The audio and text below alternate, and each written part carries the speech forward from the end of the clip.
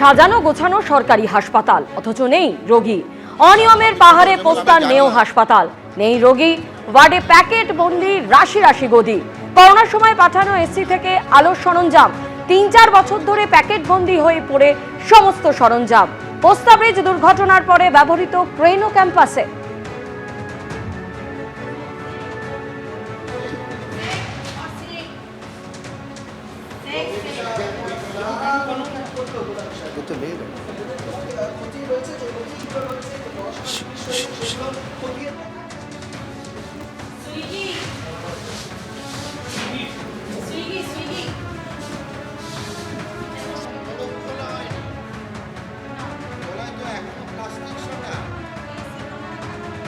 এই মুহূর্তে আমরা মেয়ো হাসপাতালে রয়েছি। পোস্তাতে আমরা দেখতে পাচ্ছি স্বাস্থ্যমন্ত্রী বিভিন্ন জায়গা ঘুরে ঘুরে দেখছেন এবং মেডিকেল কলেজের অধ্যক্ষ উপাধ্যক্ষ তারা রয়েছে। সকাল থেকে 12-13টা এসেছিল পরিদর্শন করতে গিয়ে। আমাদের কাছে খবর ছিল যে এটা হোস্টেল হিসেবে ব্যবহৃত হচ্ছে। আমাদের মাননীয় মন্ত্রী পূর্ণিমা চক্রবর্তী মহাশয়া আমাকে খবর দিয়েছিলেন। তো এখানে বিগত 8-10 মাস ধরে 8জন পড়ুয়া এখানে থাকতেন। অধ্যক্ষের কথা হচ্ছে আমি পাঠাইনি, এমএসভিপির কথা হচ্ছে উনিও পাঠাননি, অ্যাসিস্ট্যান্ট সুপার নন মেডিকেল কথা হচ্ছে উনিও পাঠাননি, কিন্তু সবাই জানে ওনার এখানে থাকতেন।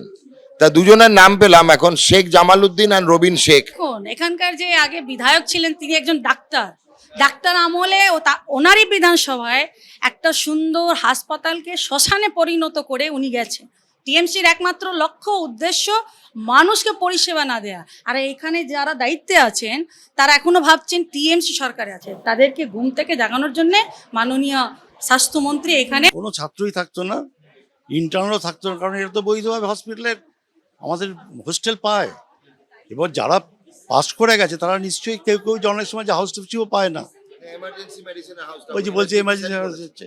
সুতরাং তখন গেছে রিকোয়েস্ট করেছে 2-3 মাস পরীক্ষার আছে, যেটা দেওয়া কখনোই অফিসিয়ালি তো উচিতই নয়।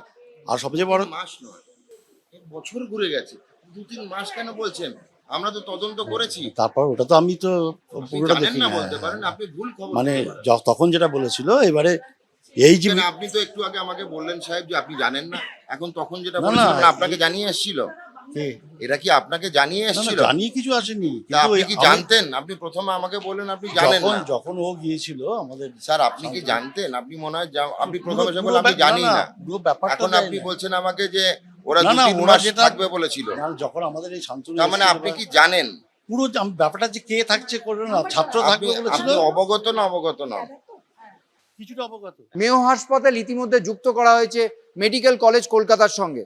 এখানে চিকিৎসকরা রয়েছেন, রোগীর সংখ্যা যথেষ্ট কম, পরিষেবা দেওয়ার জন্য পরিকাঠামো আছে, পরিকাঠামো ব্যবহার হচ্ছে না, তা নিয়ে আক্ষেপ প্রকাশ করেছেন স্বাস্থ্যমন্ত্রী। একই সঙ্গে তিনি বলছেন যে কোভিড আমলে যে পরিকাঠামো দেওয়া হয়েছিল সেগুলোও ব্যবহার করা হয়নি। এই কারণে তিনি 48 ঘন্টার মধ্যে মেডিকেল কলেজের যিনি অধ্যক্ষ ডক্টর ইন্দ্রনীল বিশ্বাসের কাছে রিপোর্ট চেয়ে পাঠিয়েছেন এবং তিনি এও জানিয়েছেন এই রিপোর্ট তিনি স্বাস্থ্যমন্ত্রী হিসেবে মুখ্যমন্ত্রী শুভেন্দু অধিকারীকে পাঠাবেন এবং যে দুর্নীতি হয়েছে সেই সমস্ত দুর্নীতির অবশ্যই তদন্ত হবে। ক্যামেরায় সন্দীপ সাধুখায়ের সঙ্গে ঝিলম করঞ্জাই, এবিপি আনন্দ, কলকাতা। এবিপি আনন্দ, এগিয়ে থাকে, এগিয়ে রাখে।